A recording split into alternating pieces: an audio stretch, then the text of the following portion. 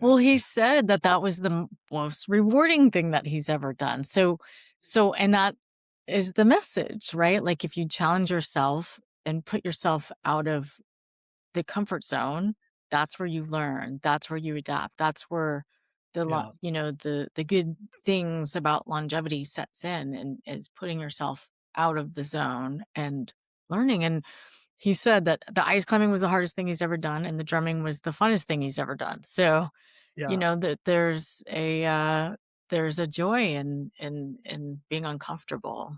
Yeah, that's right. We really tried, and we weren't always successful, but when we were originally building out the show, we were trying to figure out what how to demonstrate success at the end of every episode, not just like walking across the crane.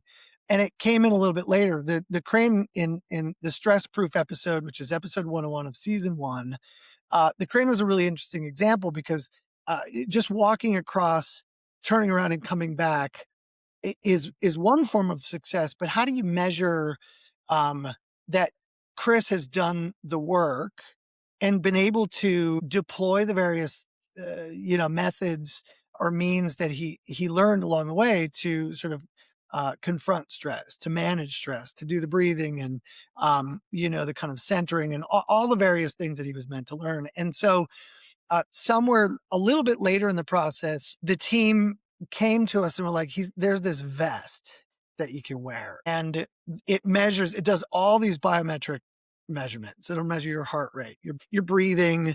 Yeah. It can do all these measurements and so on. And that's when they were like, we all discussed, we should set a baseline.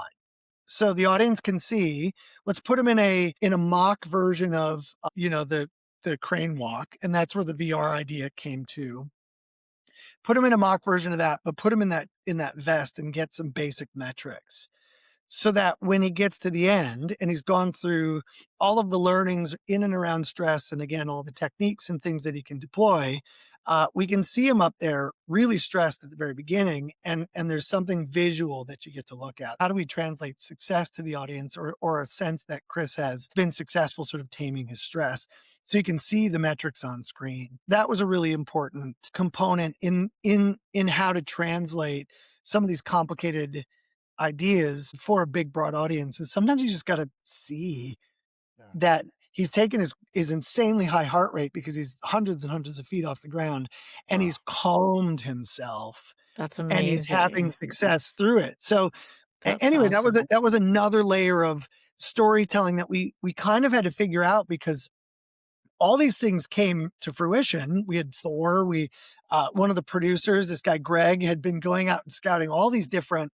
things that Chris could do. We had talked about tightrope walking. We had talked about climbing a cliff at some point.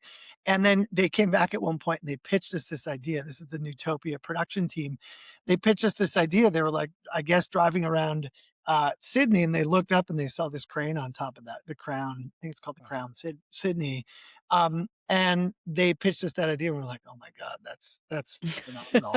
we, we, we have to do that. So all these little puzzle pieces came together and it started to become this really giant kind of supersized idea. But for something that was happening inside of Chris, how, how we had to ask ourselves, how do we demonstrate to the audience that Chris has learned and is successful in this?